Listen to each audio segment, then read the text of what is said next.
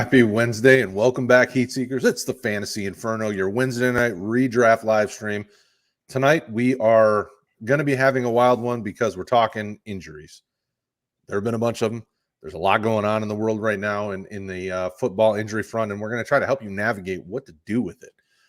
Your teams are probably decimated with injuries because it seems like everybody's team's decimated with injuries. So we're going to talk about that tonight. As always, if you have your questions, throw them in the comments. We will do Q&A at the end of the show. We'll help you get things ready. But always, as you're getting ready for your lineup setting this week, Sunday morning, Bryce, Rick, and the guys do the Boomer Bust Show. So make sure you stop by Sunday morning as well. Hit the like, subscribe, the notification icon. You can stay up to date when everybody goes live because we do live streams off and on throughout the week and the weekend, getting you ready for the games. That being said, Bryce, how are you tonight, my man? I'm always good, Brad. Thanks for asking. Cody, how are you?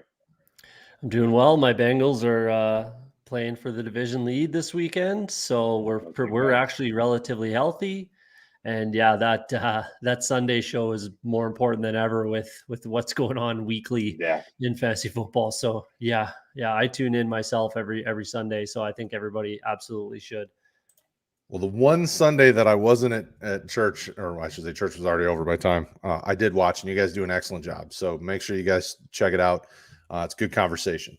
Hello, Tony. I'm glad you're here with us tonight, my friends. We will get to questions at the end of the show. To start this off, though, we're talking injuries. So I do have, I will put it up front. I don't have historical data when I was getting ready for the show tonight. I couldn't really find an exact count for 2020. But so far through 2021, we've had 527 injuries in the NFL. Offense, defense, across the board. 527 guys have been hurt throughout 7 weeks of football. The Brownies lead it with 31 injuries. Obviously, you guys all know that well, very well, because we've got Baker now who's not going to be playing tomorrow night. We've had Landry on IR. Hunt and Chubb are both out. OBJ's been off and on hurt. The Browns have been decimated like the 49ers were last year. So that number 527 just was crazy to me. So we'll start with tomorrow night's game because there are injuries galore. The Browns, obviously, we know what they have out. But then the Broncos, news was coming out today that Teddy Bridgewater, could very well not play tomorrow as well. He's questionable, at least at this point. Fant's been hurt. I think he's probable for tomorrow with foot injury. They got a tackle who's probable, Garrett Bowles. What are you guys doing with tomorrow night's games? Are you kind of punting and not trying to play any guys tomorrow night if you have replacements just because of all the injuries? But I'll start with you, Cody. What do you do with tomorrow night's slate of game? I don't mind tomorrow night's slate for a lot of Broncos because the Browns, like we talked about, are just absolutely decimated and they've been just getting lit up weekly. And the pass catchers for the Broncos, I know Brad and I, we've been arguing almost weekly about who's a better start between Sutton and Tim Patrick. And turns out pretty much every week they both are. And I think that's going to be the case this week as well. And then a guy that I always keep talking about, Javonte Williams and Melvin Gordon, I think they're both starts as well. And then on the Browns side, that's where it's going to get interesting. And you are throwing some darts. I was going to kind of lead off this whole episode before the Baker news came out and say that they should just start Case Keenum. And obviously, they agreed with that. And obviously that's what's happening right now. But that's what I was going to lead with, is just start a healthy Case Keenum. I really, really do not think that there's much of, if any, drop off from Baker Mayfield to Case Keenum. I really don't, especially in that offense that he knows and has excelled in. And he's honestly, anyone that's watched Case Keenum in the past, he's a little bit of a gunslinger. He can throw the ball and he can play. And again, it's an offense that he knows. Odell Beckham Jr., I don't know if he's going to play. He hasn't practiced at all. So that's a little sketchy. Jarvis Landry might come back.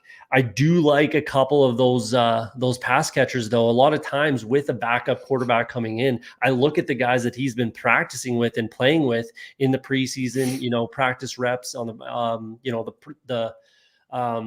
the practice squad, whatever you want to call it, guys that they have experience with each other. So that's Rashard Higgins, I really don't mind at all this week. And then Donovan Peoples-Jones was a guy I talked about last week as well, and he blew up for almost 100 yards, 2 touchdowns. That's another guy that I'm definitely looking at. I know the Broncos are stingy against the pass, but they're going to have to. I don't particularly see Dearness Johnson going in there and running for 100 yards. Most people are going to not have a choice, and they're going to have to start him. It is what it is, but. For the pass catchers, I don't mind those options because, like I said, Case Keenum can sling it. What do you think, Bryce? Yeah, I think the only people I really feel comfortable starting are the pass catchers for the Broncos, whether it be Sutton, Patrick, Fant, them playing. The running back situation, especially in redraft format, I wouldn't feel too comfortable with still. Javonte Williams is going to be an amazing player. It's just when is he going to be like the full workhorse? We might not see it till next year. We might see it later this year. And on the Browns side, I'm almost like just staying clear of everybody besides Dearness Johnson personally. I think that he, here living in Ohio, I'm not a Browns fan, of course, but I talked to quite a few this week because in other leagues, it's all on the waiver wire with Felton. I'd asked him who's going to be like the main guy. And all of them, no question says it's going to be Dearness Johnson. I think they think Felton's going to get sprinkled in there. And these are some hardcore fans that watch him every week. They follow him, things like that. So I went to the experts. So I feel bad plugging him in my lineup, especially with all the injuries we see at running back this week and the past weeks. I've been having to throw in Booker, Alex Collins in my lineups, and I feel comfortable doing that, and I feel just as comfortable putting in Dearness Johnson for tomorrow's game as well. Yeah, and I've got one of those teams where I've put in a significant amount of my fab on him because my team's competing, and my running backs were Fournette and Kareem Hunt.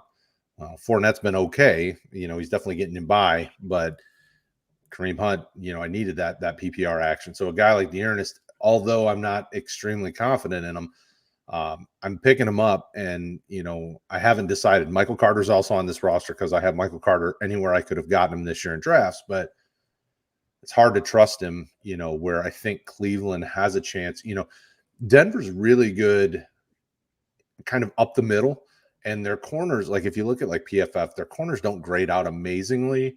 So if you can get a guy like Case Keenum to give them some shots down the field to try to soften up the coverage a little bit, my hope is that maybe some of those pass catchers can be all right, and maybe a guy like Dearness Johnson could be okay. But I wouldn't be surprised if Felton has some value. I know they signed John Kelly, who's been a little bit of a name with the Rams there for a while. So there's some potential, probably not this week. I wouldn't lean on trusting any of the Cleveland running backs. Felton might be the only one that I'm confident in.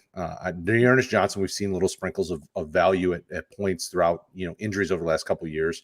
But I just don't think I'm going to be confident starting Dearness if I do wind up winning him, from the Denver side. I mean, even if it's Drew Lock or if it's Teddy Bridgewater, I think your big pass catcher should be okay. Fant, I'm a little concerned about just because of the foot injury. I don't know. I don't own any shares of Fant in Dynasty. I think I have a couple of redraft shares, but in those leagues I have other tight ends, so I might not play him if I have an option that's just as valuable. It's a tough one because it is such a short week, and teams will try to be careful with guys. So if a guy's injured or not been practicing, I tend to err on the side of caution and look to see what I can wait till Sunday for. So a guy like Noah Fant would be one that I would keep an eye on the injury report for sure. But we'll see how that goes. It's just such a weird situation with all these injuries. Like I said, with all the injuries, it's just crazy, completely crazy. And then this week's bye weeks are even worse. I'll put the bye weeks below. With that stuff about Fant, like he did practice in full, so I think last practice, so I think he should be okay. But if Drew Lock does play that game that he played, Fant saw the most targets he had all season with Drew Lock. And last year they looked, pretty good together, I suppose, considering. I think Fant is a very good tight end, and I think that he could be that guy. With the running backs, I think that I just feel like with Teddy throwing 3 picks in their last game and just not being able to kind of keep them in that game, I feel like they're just going to run the ball as much as they possibly can to extend that game. And I don't think they're going to be insanely concerned about the Browns blowing them away. So I feel like they're going to run the ball a ton, the Broncos. I really do. And I think that both those guys are going to be startable, especially with all these injuries and bye weeks and stuff like that. So that's my kind of 2 cents to put a bow on it, I guess. Your Cody's 2 cents. You're coming for Sully's title, eh? Never. You know, the one thing that Cleveland does have going for it is their defense really isn't hurt very much. Like, they're all pretty healthy, other than I think Tack McKinley, but he's probable. So the one thing Cleveland has going for them, their strongest point in the first place was that defense. So that defense will keep them in that game. And quite honestly, it wouldn't surprise me if that defense, you know, scores them some points. You know, if they're facing like a Drew Lock, then they could maybe create a couple turnovers or create a turnover and something like that. So it's one of those situations where Cleveland's defense should keep it close. It's can their offense do something, and then can Denver do something? Because their defense isn't as strong as Cleveland's defense, but it has been pretty opportunistic so far this year. I'd argue that the Broncos defense is better than the Browns. I mean, looking at their roster, I love their roster, but look at the last 2 weeks for Cleveland. They got blown out, like almost, I think it was 38 points for the Cards, 49 for the Chargers. You know, 2 weeks in a row where they've gotten absolutely lit up, and they're just not looking like they should. Like I honestly thought that the Browns were going to be a Super Bowl contender this year with that defense. You know, obviously the injuries, you know, you can't plan for that. It is what it is, but they're just out of sorts. They're just not playing good football at all. With those 2 scores at back-to-back games, You think there's concern there? I think there's massive amounts of concern there. Yeah. And I really don't mind the Broncos defense there. Von Miller said he's going to literally kill whoever he's up against, you know, playing tackle. He's like, I don't even know who's playing. I don't care. I'm going to kill him. I guarantee 2 sacks. And when Von Miller says that, I believe him. Yeah. Von Miller has had a bit of a renaissance in this season. He's definitely been what we used to expect from him. He had dropped off last years. He loves Teddy Bridgewater. Like, he's come out and said it. There's like a bunch of videos of him just saying like he hasn't felt the same energy on his team since Peyton Manning played to Teddy Bridgewater. So wow. I'm thinking Teddy's probably going to play, but he must have stepped up huge as a leader, like under center for them. Even though his play is okay, but you know sometimes that leadership comes a long way too. That might have been something that won Teddy the job, to be honest. Like with Vic Fangio as a defensive guy, if a guy like Von Miller comes up to you and says, "Hey, Teddy's our guy," that might have been enough to win him the job. You know what I mean? Certainly. Right. I mean, you know, your veteran leadership has the ear of the coaching staff. Mm-hmm. Yeah, I was trying to look up the most recent news, and so far, he's just listed among several Broncos as questionable. Yeah, he's limited all week. Yeah, foot quad. So I mean, it's luckily enough, it's not something upper body. I mean, for him, he's had his injuries. Outside of that major knee injury, I think recently it's mostly been upper body injury. So maybe like 90% of Teddy Bridgewater, I trust over 100% of Drew Lock at this point.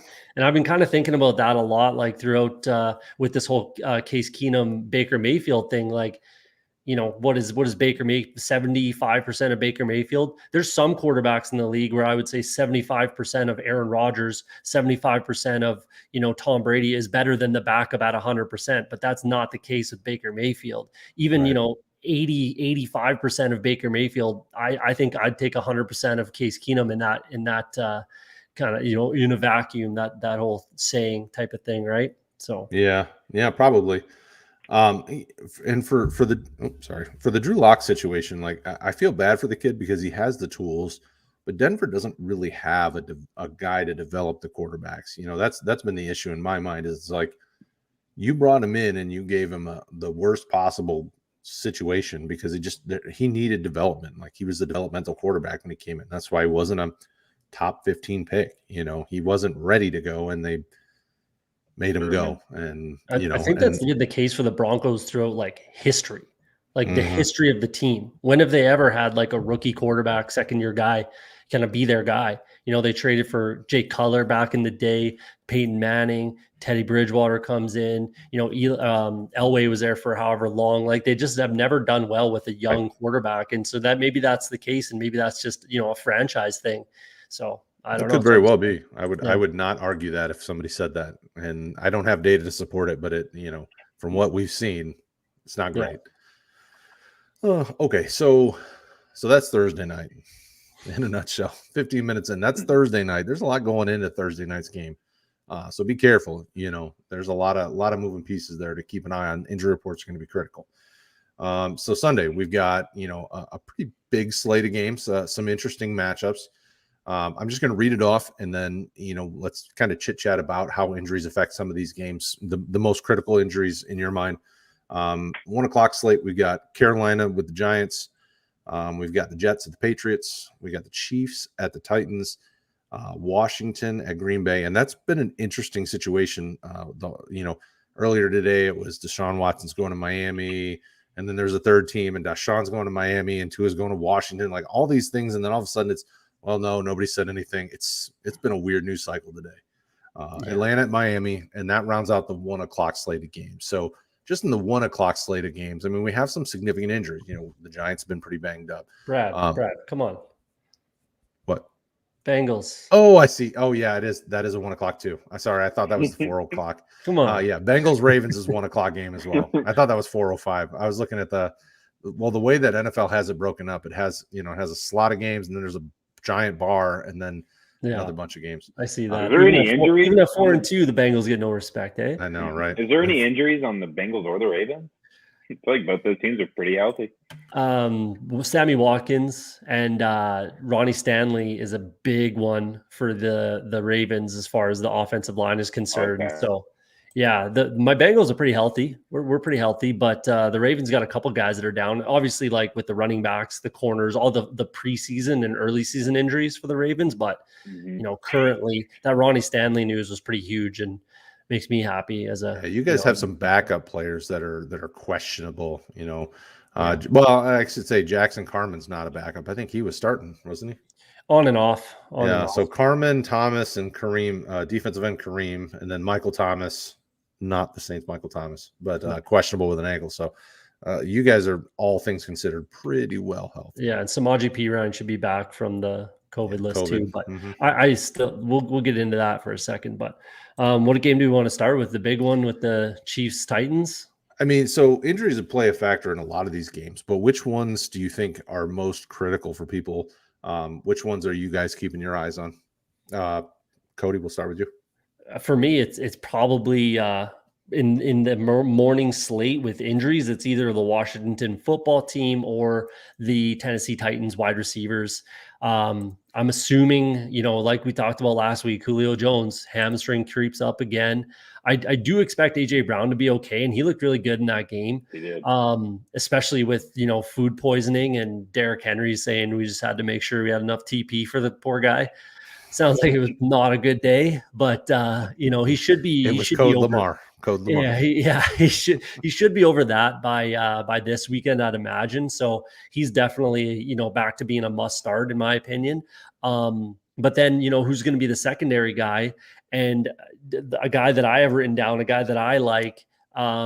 It's definitely a bit of a dart throw, and I'm not saying go ahead and grab this guy and start him 100%. But if you need to throw a dart and you got to take a chance, Marcus Johnson on that team. 4.3 speed. He played 75% of the snaps last time Julio missed a game. He was technically the number 2 wide receiver in that offense. They're going to have to put up some points. I do like Derrick Henry to get another 3 touchdowns potentially. But I think they're going to have to throw the ball a little more against the Chiefs. I do think the Chiefs are going to be able to score some points. The Titans are hurting in the secondary. And like I said last week about the Chiefs, they're not going to take their foot off the pedal until the other team's dead. Basically, they're going to have to. Their defense is hurting as well. So they're going to have to throw up as many points as they can. And with the way their season's going, they can't be happy. So I don't mind a guy like that, or Nick Westbrook-Ikhine. I don't mind him either. But if I'm throwing a dart, I'm probably taking a chance on Marcus Johnson's speed and just seeing if he can pick up a touchdown for me. And then with the football team, it's the running back situation with Antonio Gibson. I like J.D. McKissic regardless, but keep an eye and check in on Sunday. If for any reason Gibson's not playing, Jared Patterson absolutely comes into play. So definitely keep an eye on the practice schedule. What are you thinking, Brad? Yeah, and anybody who was around Roto Heat in the preseason we're big fans of Jared Patterson. Definitely, is not better than Gibson, but will fill in very admirably if he has to. I want to kick it over to you, Bryce, because I think your team plays in the early slate, and I don't know, just looking through the list of injuries for New England, there isn't a ton to be super concerned about, other than some offensive line and secondary, how injuries. But as you look at the morning games, whether it's a Patriots game or any of these other ones, they're facing the Jets off a bye. How are you feeling about? Is there anyone that you're really concerned about that you're keeping an eye on, or maybe even looking to replace with somebody else? So for the New England game, I actually had a couple names written down. So I don't remember exactly how many were out for the Dallas game. I know both tackles were, and Dallas's DNs took very, advantage of that very well in that game. But they run block really well. Their backups do. It seems like even the week before they did. Yeah, I bet, Matt Clayton. You know what? That game was closer than it should have been. But I told people it'd be close. New England just doesn't get blown out like at home very often. It's very rare occasions. They have to they always have to beat themselves in occasions like that. But to get back on track, even with that starting O line out last week and the week before, they ran the ball really well. They might not have ran it a ton, but Damian Harris looks good.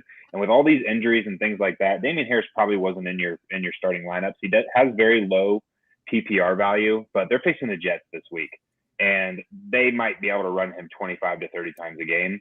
It seems like even if he fumbles, he stays in the games. So he must be not allowed in the doghouse for some reason. But along with that, Brandon Bolden is not the passing back anymore. Ramondre Stevenson came in and did what we thought he would do maybe a couple weeks ago. I honestly don't feel bad starting either of those guys if your team is decimated by injuries this week. But along with what Cody said with Washington, I've got J.D. McKissick on my list as well as a guy I feel comfortable starting. Even if Jared Patterson comes in, I don't know if they just give him all of the Gibson role. I think J.D. McKissick gets as involved as he is in the pass game, and he gets a little bit more rushing attempts as well. Yeah, the Jets are literally the worst in the league against running backs. So yeah. I have Ramondre written down as well. I like Stevenson. If you have Damian Harris and with all these buys and injuries, he's like an absolute must start this week without question. Yeah, he's got 2 touchdown upside this week. Yeah. 100 yards, 2 touchdown upside for Damian Harris for sure. And I think even with those stats for Harris, I still think Ramondre Stevenson can chip in 50 and a touchdown as well, at least. Yeah. With a couple catches and maybe 20 yards and through the air sort of a thing. So I think they're both startable this week against a very terrible Jets run defense, or I shouldn't say run defense, but against running backs. Yeah, right. I mean, Ramondre was making the Dallas linebackers look silly. He burnt Micah Parsons on a route. He looks like a big back, but he's kind of shifty out there in the open. So I think he might become take over that James White role that he had. Good. Well, and he's a better athlete at this point in his career than Brandon Bolden. I mean, it showed. He took over the role pretty easily. Yeah, he ran like a 4.5 or something, didn't he, in the 40 at 230, which is a little bit of wiggle for that big of a guy. That's pretty close to. I know that Derrick Henry ran a 4.5 as well at 250 or whatever, but. That's pretty good wheels for a boy that big, I think. So yeah, I like Ramondre a lot. I actually think he might be the best, in maybe next year or something. I think he might be the most talented running back on that team. So we'll see. I was just trying to pull up Ramondre Stevenson's 40 time. Let's see here. I think it was like a 4.54 or something like that at 234 or whatever he is. Something like that, 6 foot, 230. He's the biggest back too. Yeah, he had there are a few different recorded ones. Pro Day, it looks like he hit 4.54. Looks like somewhere he hit a 4.53. Nailed it. I would never remember. Somebody else, CBS also reported he had 4.63. So I mean, somewhere in the 4.5s feels comfortable because I saw a lot of 4.5s when I was looking for that. Yeah. He's got the size and speed, and he's liked by his coach, which is important. Bill Belichick likes you. You're going to play. I think that's why he's kind of been in the doghouse. Like Bill Belichick's like that. He he'll like make a guy pay and make him kind of earn it and work for it before he'll, give him that role. I don't particularly agree with it, but I guess I understand, what he's trying to It's the do. way he does business. Yeah. Yeah. But man, just get the kid the ball, man. Give the kid the ball. Yeah. Let's go. It was the same with Damian Harris. He didn't play for the first year. Sat all behind Sony. He looked. I mean, Sony I didn't think looked bad, but he looked just better. He looked more explosive. So, but very true. We'll see. Yeah. All right. So as we move to the 4:00 slate of games, LA is playing football. It should be a cakewalk against Detroit. Raiders have the Eagles. Arizona is going to go to 6-1 after facing the mighty Houston Texans. Just kidding. Tampa Bay's got Chicago. Colts play Sunday night against the 49ers. And Monday we have Saints and Seahawks. There's a lot of injury-riddled teams that are going to be playing in the afternoon games. Detroit is plenty of injuries, and they weren't good even when they had everyone healthy. So Eagles are kind of a little bit banged up as well. Raiders have had their stuff. Colts, 49ers, Seahawks, Saints. I mean, all these teams have had some interesting pieces that have been banged up throughout the season. So, Cody, what in the afternoon games and even the night and Monday games, is there anything that you're really super concerned about that you're trying to keep an eye on, and what are you doing with it? There's not a crazy amount in these games as far as like wide receivers are concerned, which is kind of where we're at right now in the topic. But there's some guys that I do like that I did like last week as well. Those Philadelphia Eagles wide receivers. Quez Watkins had a good game. Should have had a touchdown. I thought that was a PI on that touchdown throw. That red zone throw he had. I thought that was PI. And Jalen Reagor, it didn't show up, but he had 95 yards with the pass interference. So that's 2 catches right there. They were catchable balls. So those are 2 guys that I don't mind there. But a guy coming back from injury that I think has a shot to look good against a terrible, terrible defense in Miami is Russell Gage. I think he can come back and give you some, solid flex worthy kind of point production this week. I don't mind that play at all. Again, coming back from injury and off a bye. And then I hate to say it, but Rashad Bateman against my Bengals. I do like him this week, especially obviously Sammy Watkins. That's one to watch, I suppose. I guess that's a morning one. Whoops. But Sammy Watkins, if he is out, then I do like Rashad Bateman there. So yeah, there's not too many like injuries that you need to keep an eye on as far as sliding in a starter. But there's definitely some spot starts in there that I think you can find some value. What do you think, Bryce? Yeah, I thought I was sneaky having Russell Gage on my list, but you definitely called that one out. Nobody stepped up to be like that kind of number 2 wide receiver for them, and we've seen that he is able to do that. I mean, he was more of the wide receiver 3 spot in the past, but it seemed like anytime Julio or Ridley weren't playing, he kind of stepped up in those games to put up serviceable numbers. I feel very comfortable putting him in my lineups as long as he's healthy. Some other some spot starts I like. I know we talked about him last week, but Alex Collins ran the ball very well. I feel very comfortable putting him in my lineup at this point.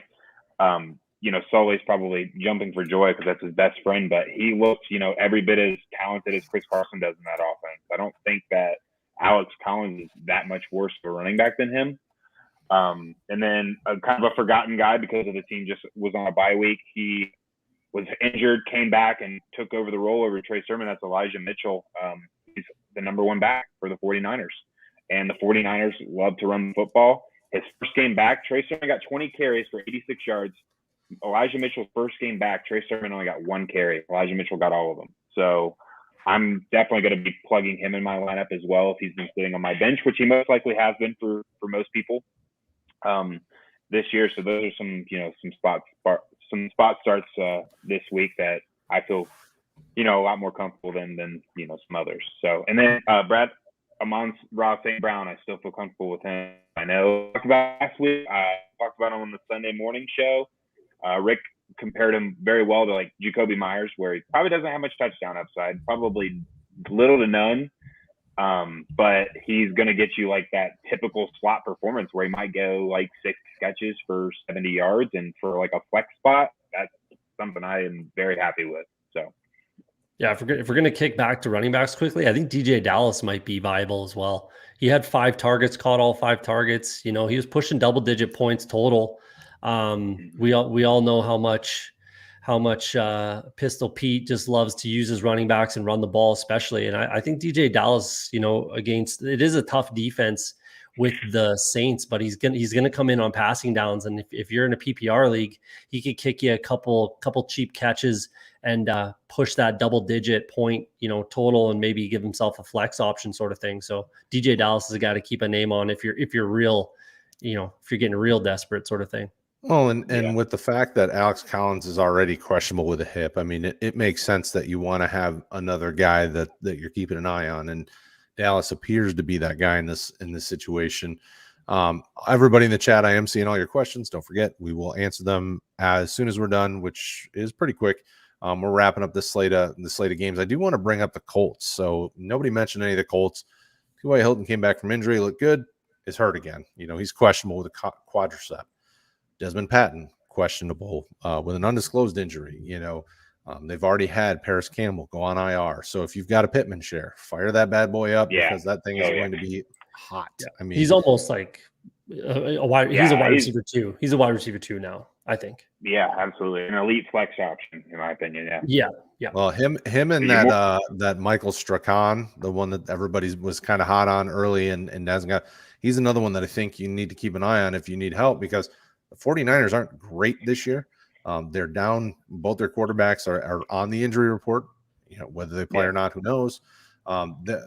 A couple of receivers, whether it's Zach Pascal, Strahan, whomever that next guy is next to Pittman, will get some love. And tight end, I mean, it's probably Mo Alley Cox in my mind. If you want a ceiling play at tight end, Jack Doyle might be the safer floor, but he's not giving you 50 yards, and he's probably not giving you a touchdown most likely. I mean, it's probably 4 catches for 45 yards kind of thing. And it's just not appealing where Mo Alley Cox has that touchdown upside. So that's the other game that I wanted to make sure to mention, because a lot of the folks that have DM'd me this week have asked about what to do because, Campbell and Hilton are both hurt right now.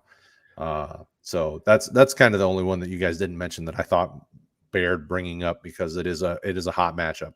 Yeah, I do think it's all with the Colts, as long as they're healthy, it's always going to be the usual suspects. It's always going to be Jonathan Taylor, Nyheim Hines, Michael Pittman, maybe Mo Alley Cox if you're in a pinch. And then, do you really feel comfortable with anyone else? Maybe T.Y. Hilton once he's fully healthy, he's got a couple games kind of rattled off and there's some sample size there. But I just think with the Colts, it's always going to be the usual suspects as long as health is there. And then I'm probably staying away from anybody else. If there's an injury to either of those running backs, Marlon Mack comes into play unless he gets traded, that sort of thing. But yeah, I think on a week to week, like realistically, I'm not feeling comfortable with any Colt besides those usual guys. Mm-hmm. No, absolutely. Okay, so I think that's all the major injuries that we needed to talk about. So with that being said, let's jump to some Q&A. There are a lot of questions in the chat. Let's hit them up and get you guys all taken care of. Start at the top. Quickly, one last thing, Brad. I did want to say, Go like, ahead. this week might not be a bad week if you have some of these guys to flex a tight end.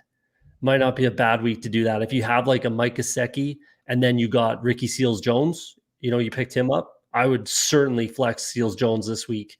So yeah, if you're hurting in another position, as I was saying. So if you're got a bunch of guys on bye or a bunch of guys hurt at wide receiver, feel free to throw. This is pretty much the only week where this will ever apply.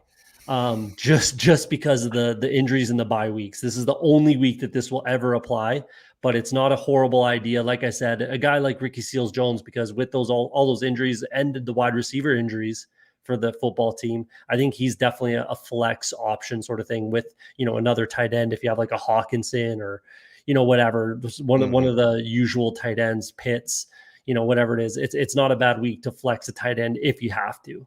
Yeah. Yeah, definitely in case of emergency, it's certainly viable. Yeah. Okay. Over on YouTube, I'm not saying that name. I'm assuming that you're trying to mess with me, and I won't accept that. They are asking a question. Do you like Bateman as a starter this week? So we know he's going against the Cincinnati Bengals, and he had 4 catches last week for 40-some yards in his return, or I should say in his rookie debut, quite honestly. Bryce, what do you feel about Bateman this week? Yeah, I mean, Cody, mentioned it earlier when he was talking about the Bengals and Ravens game, and yeah, absolutely. Especially if Sammy Watkins isn't playing, he easily steps in as that number 2 guy. Even if Sammy Watkins does play, I don't mind Bateman. I think he quickly takes over as the obvious number 2 behind Marquise Brown in that offense. He's a bigger-bodied receiver. Marquise Brown, kind of your speedy, fast, down the field, big playmaker guy. Bateman is definitely a solid play this week. Cody? Yeah, I think if you don't have any better options, yeah, for sure. Like he's a spot starter, like I mentioned earlier. If you don't have any better option, and maybe he's a free agent that you just picked up or something like that, or off the waiver wire, yeah, I'd plug him in. You could do a lot worse for sure. Yeah, he's probably, I mean, in my mind, he's probably like a flex play if you need him, kind of a wide receiver 3 type, depending on what your roster looks like. That's probably startable for some of you. So I don't hate it. I mean, he has the talent to produce. It's in game 2 of his career. How's that going to look? We'll see. He did well on the touches that he did get last week, so I'm sure they'll ramp it up a little bit more. Because they'll need to. I mean, Cincinnati is a good team, and they can move the ball and produce quite a bit of points. And the Ravens are going to need to keep up with that. It's going to be a bit of a shootout. So, all right. Hopefully that helped. Mark Da Silva. Hopefully I didn't mess that up. I apologize if I do. Thoughts on Antonio Gibson? So, Bryce, what are you thinking about Antonio Gibson? So he's got the shin injury and it's still questionable. Do you just fire up McKissick and move on, or what are you thinking? Yeah, I'm definitely going to monitor it. I mean, unless I have to, like, my backup solution is playing tomorrow night, I'm probably going to put that person in, whether it's like Dearness Johnson, Melvin Gordon, or Javonte. Javonte Williams. If those are kind of my backup guys, it might be, I'm a little deep at running back and I have to put one of them in over Gibson if he's not playing. I'm plugging them in because I'd rather have that for sure player. Because Gibson, last I read it earlier this morning. I don't know if I got today's practice report, but he didn't participate at all. I don't know if you guys can confirm. Still no practice. Yeah, he didn't practice today. I mean, it is Wednesday, and a lot of times veterans don't practice on Wednesday. Tomorrow is going to be more of that telltale for you. If he's not even limited or anything tomorrow, he's probably not going to play on Sunday. So again, I think tomorrow is going to be more of your clear-cut answer. But if your backup guy is playing tomorrow, I'm going to plug him in my lineup for sure. Yeah, check back on Sunday. It's a fractured shin. It's not like, any sort of minimal sprain or something like that. Like, he has a fracture on his shin. It's pretty big thing, and he's been trying to battle it. But I agree. I think I would like to see at least 2 limited practices, before I make any sort of decision on him. So the practice schedule is going to be massive for Gibson, and even if he does play, I'm concerned about starting him just because, with McKissick, they can, and with Jared Patterson, much to the conversation about, 80% of quarterback type of thing, I wouldn't mind 100% Jared Patterson over 80% Antonio Gibson, to be honest with you. Yeah. I think he can be just as effective. And then with McKissick doing what he does, but definitely monitor his situation, check back on Sunday's episode and ask that same question. And we'll see where he's at. Yeah, and I would encourage any of you, Slim Bay, I see your comments and some of the ones that are in the chat. Like, if you guys need help picking out, who to target on your waiver wire if you're dealing with a bunch of injuries, because one of the next questions isn't necessarily a question more than, Baker's out, Chubb's out, Najee's on bye, Buffalo's on bye, all these players that are either out on bye. If you need help, our Discord chat, go in there, drop who's on waiver wires, drop your lineup. We can try to help you figure out what to do with it and how to navigate it. Our Discord is great for that, and it's free. So you just jump in there and ask a bunch of questions, and people help you out. It's super, super, super helpful. So I would just shameless plug for that. All right, so Bullpucks over on YouTube. My 14-man PPR. So it must be a 14-team PPR lineup. Kyler, Jefferson, Ridley, AJB, Hawkinson, Gibson, CEH, Tim Patrick, AJ Green, Jamal, Alex, Khalil. Who should I trade away for a good running back? I mean, I don't know that you have a lot of options except for trading, wide receiver 3, whoever it is to you. I'm probably, I don't think you're going to get a good running back unless you want to trade Jefferson, Ridley, or Brown. And personally, I don't think I would want to do that if I'm you. Jefferson and Ridley will be done their buys after this week, and that's really helpful for the rest of your season. Plus, they both look like, AJ Brown looks like he's finally getting healthy. Jefferson's Jefferson, and after his bye, that's very, very nice to have. So I think you just got to try to piece it together. Maybe you can trade like an AJ Green and a Patrick, one of those two with one of your running backs, and try to just, upgrade like an Elijah Mitchell. We talk about him as a trade target a lot. And that's a guy that I think you can maybe, package 2 of those guys for. I personally, I'm not trading those wide receivers. Well, I think your starting lineup can be Kyler, Ridley, AJB, Hawkinson. If Jefferson. You need a third, Tim Patrick is playable, and then you put in Collins and Herbert, or AJ Green. Jamal Williams is startable probably this week too, even. Oh yeah, yep. Williams could be. I mean, they need to lean on the running game, So I would definitely not be in any hurry unless somebody's going to give you something good. If this is a redraft league, maybe you go to the guy who is doing really well and you try a Gibson. I don't know. I wouldn't even do that. I would stand pat, at least for now. I mean, who knows how quickly either Gibson or CH comes back. And I think you can make do kind of with the hodgepodge running backs you have. Yeah, like I said, maybe Tim Patrick and AJ Green with Jamal Williams or Alex Collins or Khalil Herbert, package those 2 for a bit of an upgrade to try to make do. But that's all I would do. I wouldn't break up your core personally. What do you think, Bryce? Yeah, it's really hard to answer these questions like without seeing the rest of the league structure and teams and who's got depth, who's got hurt from injury. I mean, if you're going to go for a running back, I would go to a team that might be decimated or really weak at wide receiver. And, if you're willing to give up one of your big 3, Jefferson, Ridley, or Brown, I would preferably part with Brown and either Gibson or CEH, and maybe see if you can go try and get one of the elite guys. And then Tim Patrick takes the spot of whoever you traded away. And then you got that, bigger name running back in there. But I would feel comfortable just putting in Alex Collins and Khalil Herbert this week. Khalil Herbert wasn't super involved in the pass game, but neither was any other running back. So this week they're going to have to throw it. And if there's any check down, I'm assuming it's going to be Herbert. We've seen the only running back to really have success against the Buccaneers this year, other than for some reason Chase Edmonds on the ground, was Myles Gaskin. And he did that all through the pass game. So if Khalil Herbert can get even 50% involved like Myles Gaskin was, I'm putting Alex Collins and Herbert in there easily till those guys get healthy. Yeah, I think you thin out your team if you trade those wide receivers. I think I don't think it helps. Thin out your overall team. So yeah. All right, our boy CXK. It's always good to see you, my friend. One of the OG fans of Roto Heat is here with us. Jarrett Patterson, is he worth $15 in Fab when he's got 51 left out of 100? I'm not good with these questions, really. I don't care about Fab. Like, if I'm being honest, I don't really like. Who else are you gonna pick up? Yeah, I like to get in early on guys, anyways. So I don't really care about my Fab, if I'm being honest with you. In pretty much every league, I think I've blown through all my Fab already. One league I paid $100 for Elijah Mitchell and I got him, and that was all my Fab. But and that was worth it for me. But I say yeah. I would say yeah. Like there's a reasonable possibility, like we've been talking kind of all episode, that he's absolutely playing a relatively significant, potentially flex worthy startable role this week.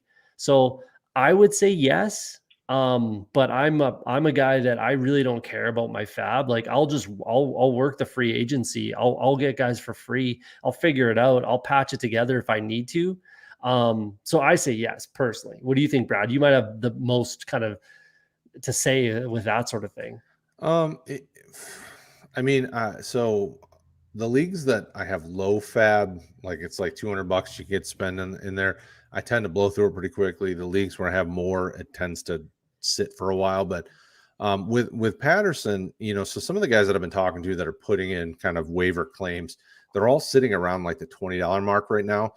So in my mind, when I saw the 6K, I said, you know what, put 21, and that still leaves you $30 if you need to, do some other things. So 15, I don't hate it. If you think you can get them for 15 in your league based on what your league looks like, it doesn't hurt. If this shin injury doesn't get any better, which I don't know how a fractured shin gets better quickly, it doesn't really. I mean, it just takes time to heal.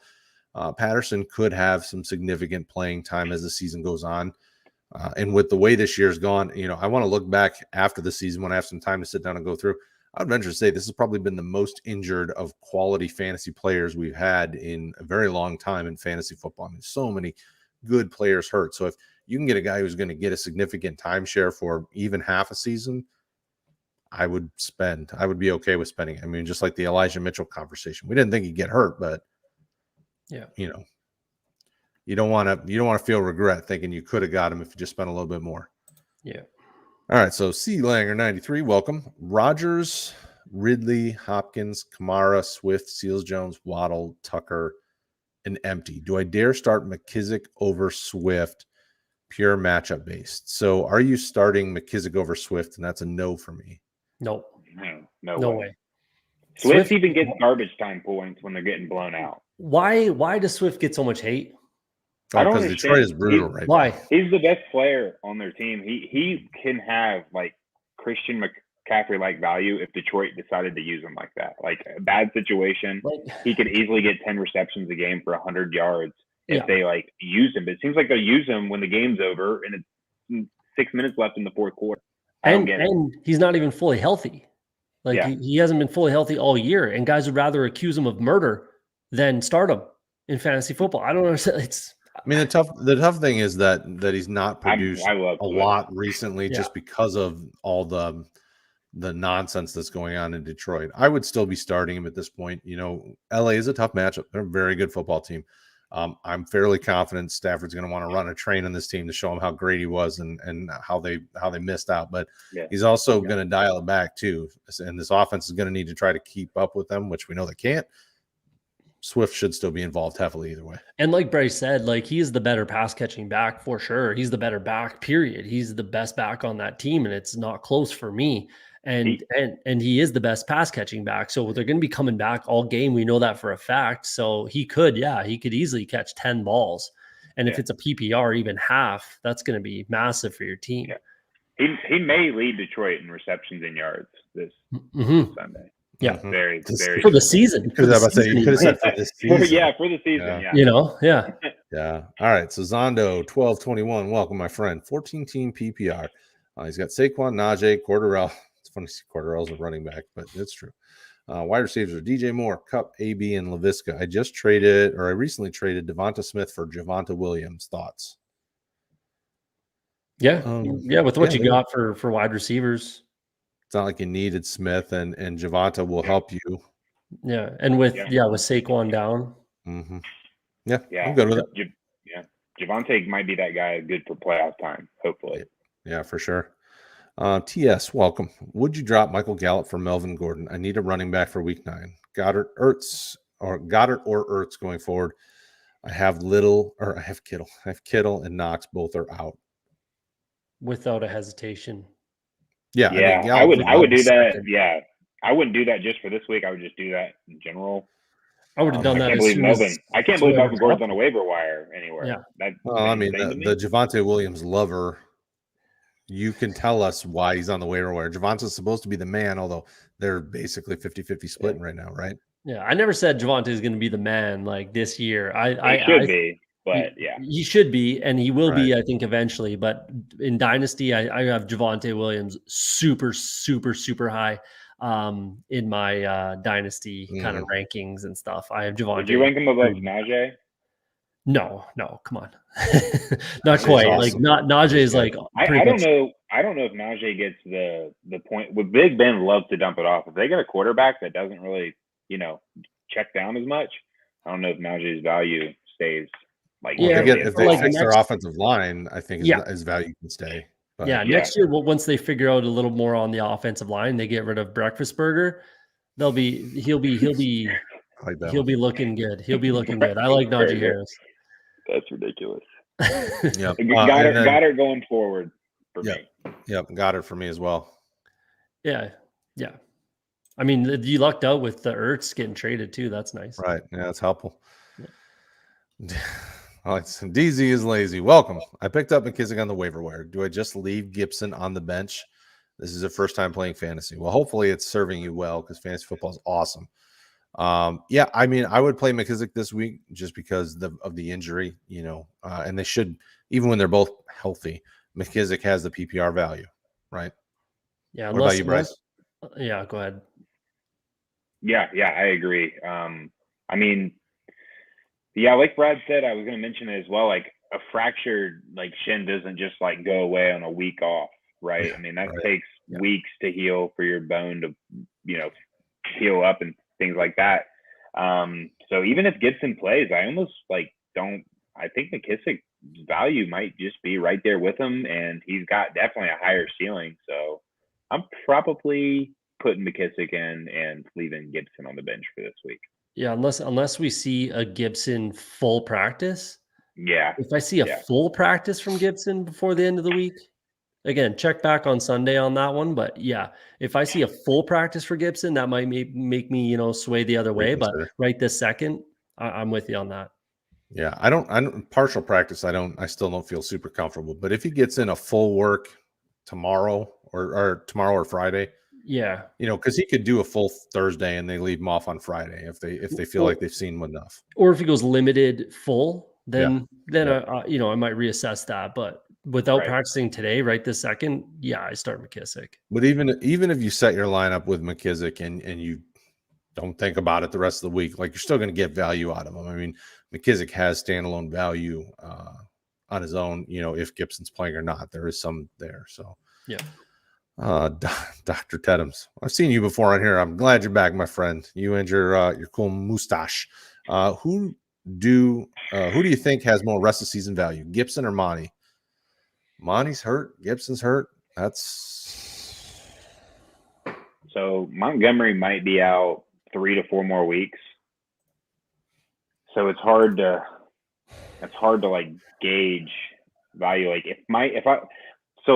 I guess it depends on where you're at right now in the season. I guess if I was 5-1 or for some reason 6-0, I would definitely prefer Monty on my team because I could take, a couple of losses where I like Montgomery later in the season a lot more than not a lot more, but substantially more than I like Gibson.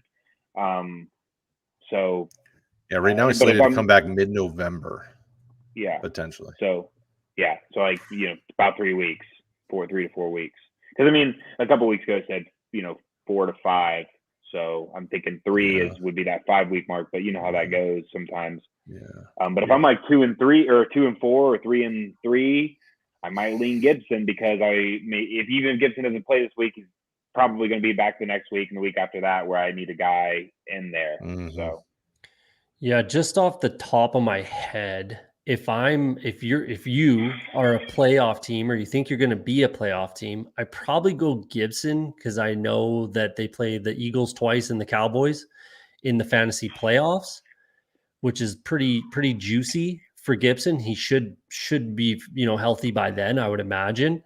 So just off the top of my head, I guess I go with Gibson just because of that fact alone. I don't know who the Bears play in the fantasy playoffs off the top of my head. So I with just trying to again, off the top of my head, I'll go with Gibson. And I don't really like Gibson that much. I like Montgomery much more as just a player and a talent. I think Montgomery is more talented for sure. But just what I know about the football team's, fantasy playoff matchups, I'll go with Gibson, I guess. Yeah, I mean, the tough thing is when Monty comes back, do they put him on a pitch count to work him back in? Is the team out of playoff contention? Do they want to just leave him and keep him for next year? I mean, there's so many ifs where, Gibson can heal up as the season progresses and get a little bit back and a little bit better and a little bit better. So I would probably lean Gibson in a vacuum out of these two. But quite honestly, Doctor, if your waiver wire has other options, like I said earlier, jump in our Discord and say, hey, this is what my waiver wire looks like at running back. Is there somebody you'd rather over Gibson or Monty for the rest of this season? And let us try to help you get a little bit deeper there, because both of these guys are hurt right now, so they could hurt you when it comes time to get to the playoffs if they're not fully healthy. All right, Slim Bay's got a couple of questions here, so I want to hit on those because I think they're interesting. First one is, how do you feel about Robert Tonyan in the flex? I'm not even playing him at tight end. Yeah, I mean, he's not really getting a lot of love, which is so weird because he kind of blew up last year. Yeah. I'd rather the biggest bust this year for people. I'd rather be starting CJ Uzomah this week Ricky Seals-Jones. Yeah, Ricky Seals-Jones for sure, without a question. If I'm like looking at him, like I'd rather play CJ Uzomah as my tight end than Bob Tonyan, and I certainly would not be flexing either of them. But I'm certainly not flexing Bob Tonyan. You can, I'd rather go with like Quez Watkins or, Yeah, he's only had 18 targets on the year, which is like he's been pretty much non-existent. Like I think last year was a bit of a flash in the pan, right? Well, I mean, that's just not the way they've been moving the ball. I mean, it's not like they're targeting another tight end; they're just not targeting tight end. So I don't know that I would say flash in the pan. I would just say that's just not what the offense is doing, which sucks for him because the talent's there. I mean, did it last year. Yeah. Follow-up question is, would you drop Latavius Murray for Elijah Mitchell? Without question. I can't believe he's on a waiver wire. That's insane to me. Absolutely, 100%. Latavius Murray has value, but not as much as Elijah Mitchell. Yeah, I mean, Elijah Mitchell might double him in touches every single week. So. Yeah, the snap share for the Ravens running backs last week, the highest was 38%. The lowest of the three was 32%. So it's brutal. I'm not playing any of those three, even though they all scored a touchdown. It's really nerve-wracking to play any of those three guys. Yeah. Yeah. Matt says Dynasty PPR. So this ain't a redraft question. Dynasty. Pittman, Tony, Rondale Moore, or Woods, Chenault, Mooney. What's the question? So which side would you rather? Oh, okay. Or I didn't say I would rather the Pittman, Tony, Rondale. Easy. Yeah, me too. Easy. No question. Yeah. I think you're getting Pittman's the best player in that. I think Tony. I think Tony's better than I think he's thought very he was. good. I mean, and Rondale Moore, I think, has value too. Yeah. All right. Follow-up question from Matt. The man, the myth, Cortland Sutton. And a mid 2022 second, or Tony for 2023 first. So now we're 2 seasons out. Tony, and the first. That 2023 class is going to be good too. Yeah, and Tony, who do we think is better next year, Tony or Cortland Sutton? Sutton. You really? Yes. Sutton's only 26, and potentially Sutton. He's going to be on a new team next year. I think his contract. I think he's in the final year of his rookie deal. I think he's in the final year of his rookie deal. I could be wrong on that. I have to check, but if Sutton's a free agent, he's somebody's wide receiver 1. I mean, he's Denver's wide receiver 1. And then they brought in Judy, and I think if Judy can get the drops under control, Judy's a better overall talent. But Cortland Sutton can do it all. He's a good route runner. He can be a big play guy if he needs to. He didn't come back from the injury and lose a step. I mean, he's just as good as he was pre-injury. So I have no problem with Sutton for easily another 2 to 3 years, giving you good production. Tony, I think, is a nice long-term play unless these injuries keep up. Like, I don't like what's happening here. He's had some injuries in college. He had an injury already in 2 games in. I mean, but I would probably, in a dynasty situation, I'd probably lean Tony in the first just because it's a first. You know what worries me about the Denver Broncos in general, and why I still like Javonte Williams, but I'm worried that like when I'm looking at wide receivers for the Broncos, I'm worried if Aaron Rodgers does go to Denver, which I think is an extremely good possibility. Devontae Adams comes with him. And then what happens to any of these pass catchers in Denver, right? Aaron Rodgers gets excited because he finally has 2 legit receivers, even if it's not Sutton, it's Judy. True, but that's something that's in the back of my head when I'm thinking about the Denver Broncos. I genuinely think that there's a very, very good chance Aaron Rodgers ends up there, and regardless of pretty much anything, I think Javonte Adams is going wherever A-Rod goes. You think so? Yeah, I absolutely think so. He's a free agent. Aaron Rodgers is going to get traded 100%. Wherever he gets traded to, Javonte Adams signs. I almost 100% guarantee that. All right. So final question for the night, my men. I'll go, and I don't know if I got that right, but hopefully I did. Should I trade Keenan and Najee for Henry and Woods? Half-point PPR. No, I wouldn't do it. I'd stand pat because you've got the better players. If it's redraft, I'm taking Derrick Henry over. I'm taking Derrick Henry and Woods in this side personally. For some reason, I was thinking Hunter Henry. So if it's Derrick Henry, yeah, I'm taking Derrick. I'm assuming, it can't be. There's no way it's Hunter. It's got to be. Okay. No, it can't be. It's. I'm sure it's Derrick, but for some reason, I was thinking Hunter Henry. Yeah. But yeah, I take the Derrick Henry side. I mean, Najee's top 5 in PPR, but Derrick Henry's number 1. 2 of the 3 said Henry and Woods. So there you go. He's probably going to score another 3 touchdowns this weekend. Yeah, that's an easy smash for me. Yeah. For redraft. Yeah. There you go, folks. That's it. If you need help, Sunday morning, the Boomer Bus Show. Check out rotoheat.com. We have a bunch of start-sit stuff. We have a bunch of tier stuff here on YouTube. Like, subscribe, hit the notification icon, and we'll see you later.